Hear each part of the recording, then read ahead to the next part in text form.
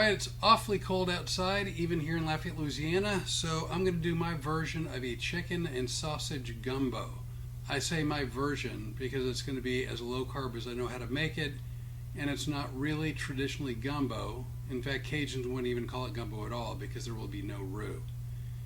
It's going to be a combination of chicken and beef broth with chicken thighs, sausage, tasso, spices, and then the onions, bell peppers, celery, and I'm putting in some jalapenos as well. First thing I'm going to do is put the chicken thighs in the oven at 300 degrees for about 45 minutes. Before doing that though, I'm going to season them up a little bit. So, this absolutely does not belong in gumbo, but I'm putting anyway some curry powder, oregano,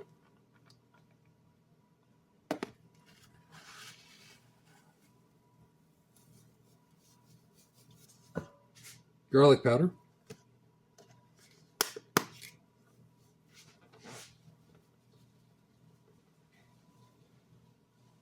little bit of cayenne,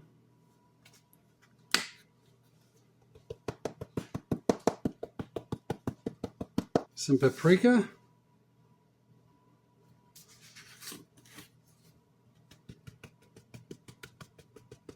little bit of thyme.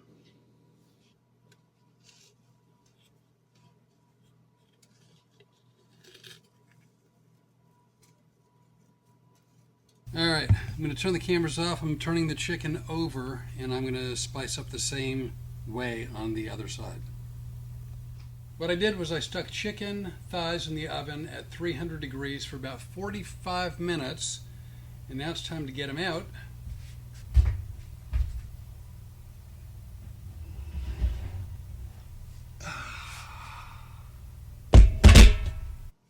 Just took the chicken out of the oven. It went approximately 300 degrees for 45 minutes. Not completely evenly seasoned, but that's okay. It's going to go into the soup, and so that'll be fine. I'm going to let it rest for a bit while I go on to the next step. Can I ask why you always let meat rest?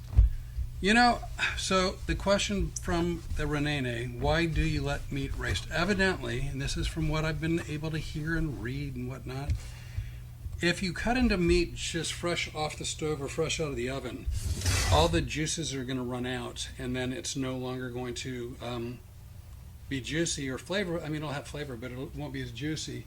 By letting it sit for 5 or 10 minutes, it lets the juice sort of absorb throughout the meat, and it'll make it more moist, and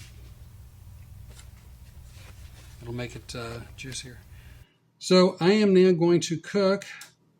Normally I would get mild sausage. I don't know why. Well, I do know why it was on sale. So I got Crazy Cajun from Richard's hot smoked sausage. And I'm going to cook this first. And then after this is done, I'm going to use the fat that I've rendered from the sausage, and I'm going to cook the vegetables. So everybody says using neutral oil. I say no. I'm going to go with olive oil again. Will that alter the flavor? Probably. This is not, Cajuns would not call this gumbo. Cajuns would call this soup. And that may be true. But for me, it's inspired by gumbo. And what I mean by that is hopefully all the flavors you can get minus the roux with, fewer carbs. So letting the oil get kind of shimmery. Let's take a quick look.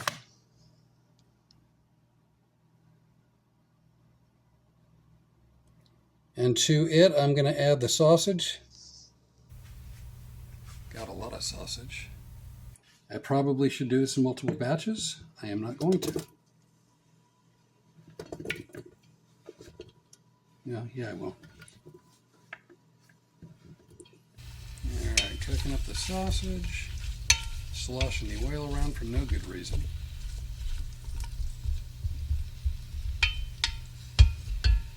So what I'm going to do is I'm going to go ahead and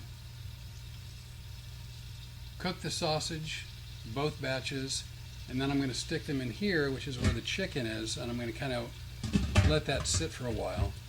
So meanwhile, I'm going to turn the video cameras off, and I'll come back shortly. This is the second batch of sausage. Now cooked. I'm going to take it off the stove, sticking it in with the chicken for now. Now at the bottom of this pot is just chock full of all kinds of flavor, and so I'm going to use the grease from the sausage, and I'm going to saute onions, bell peppers, celery, and jalapenos. All right, which I have already pre-cut. There's the onions on top. So again, here you can see bell pepper, jalapenos, onions, celery.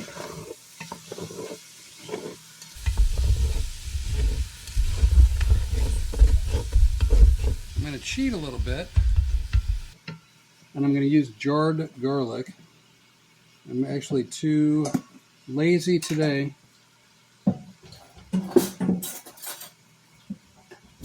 do fresh garlic. This will do. This will be fine. There's a lot. That's a heaping helping of a tablespoon.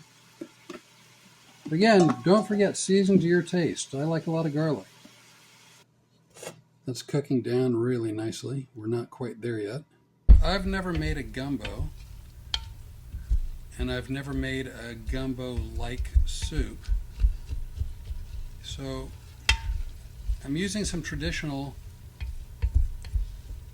ingredients. Again, the onions, bell peppers, and celery, I think is traditional. And I'm kind of making the rest up as I go. I am sincerely hoping this pot is big enough for all the meat that I've cooked. I guess time will tell. To this, I have chicken soup that I made from December 4th, 2025. I doubt you can see that. So I'm going to add this in now. Should it be still partially frozen? I don't know, probably not. It's probably a bad idea. You know what? I didn't defrost it on time, so now I'm going to have to suffer the consequences.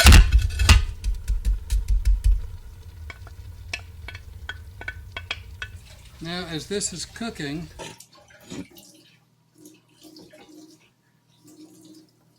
all that good chicken broth, I'm going to add in the meat. Then I'm going to add in some beef broth.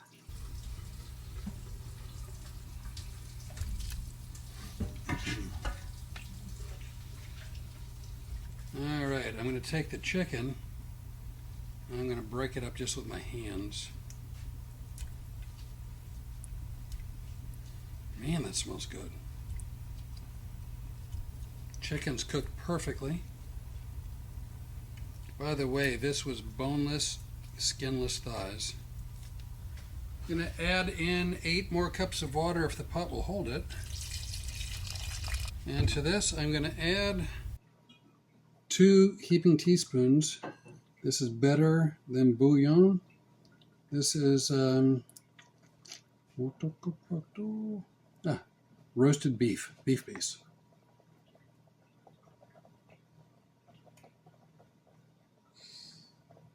There's one. And a second one.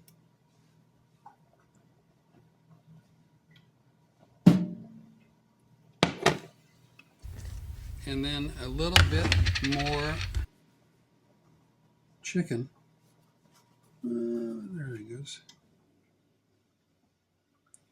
For flavor.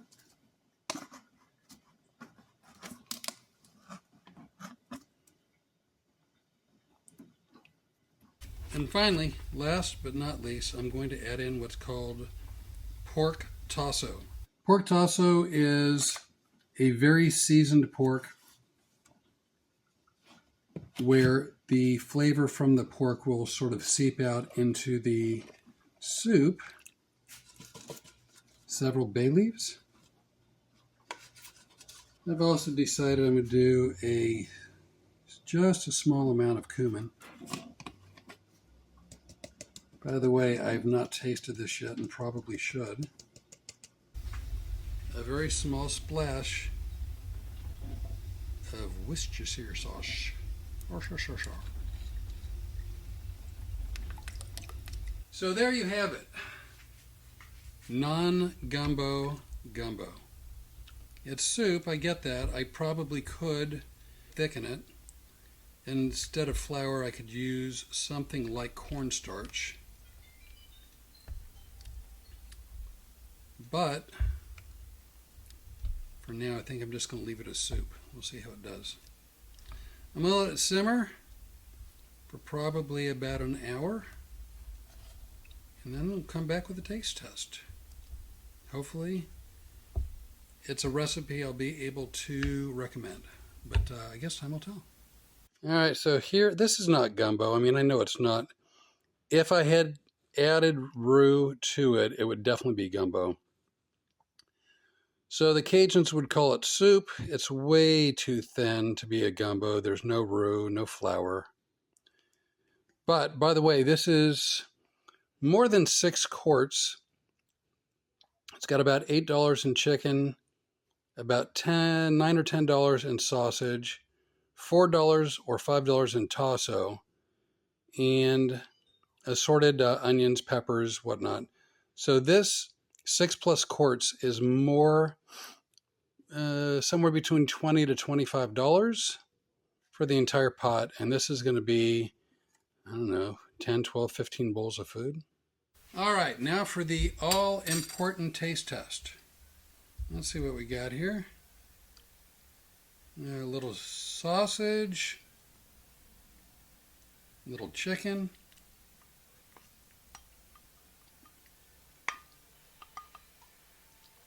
Gonna be hot.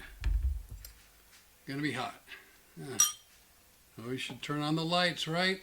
Better? So let's see what we got here. So, let's try the broth first.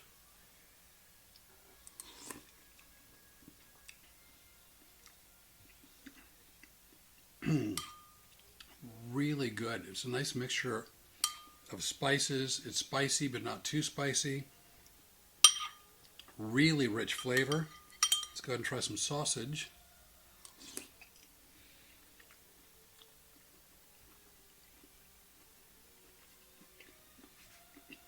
This is a perfect winter meal. It's hearty. It's warming. It's got a lot of flavors and a lot of flavor. Some chicken.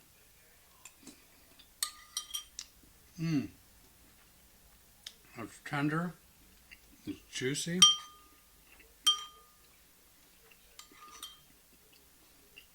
If you're going low carb,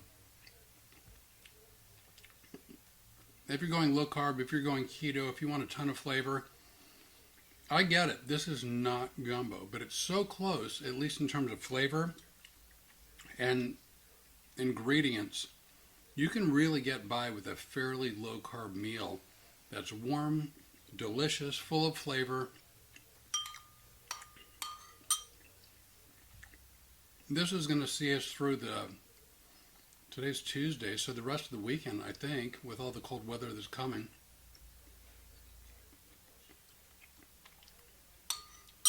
We are Road Comics Adventures. We do podcasts every Tuesday. You can find us on Spotify, iHeart, Amazon, Rumble, YouTube. There's a few others that I'm forgetting. I was doing cooking videos every week. I'm going to drop that down to one every 3 or 4 weeks. But whether it's a big soup for Super Bowl or just something warm and comforting in the winter, I got to tell you, this has been fun to make, fairly easy, although a little bit time consuming, and absolutely delicious. Hope you give it a try. I'm Flip Orley, and this is Spicing It Up with Flip.